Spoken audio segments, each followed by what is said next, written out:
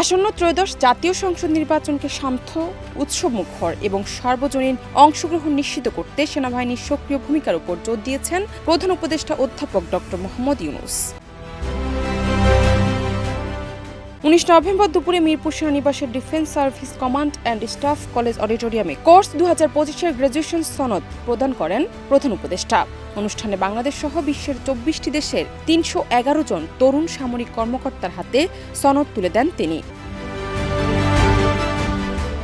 ফেব্রুয়ারি জাতীয় নির্বাচনের সামনে রেখে প্রধান উপদেষ্টা বলেন, দেশবাসীর দীর্ঘদিনের কাঙ্ক্ষিত এই নির্বাচনকে শান্তিপূর্ণ ও আনন্দমুখর পরিবেশে অনুষ্ঠিত করতে সেনাবাহিনীর সহায়তা একান্তভাবে কামনা।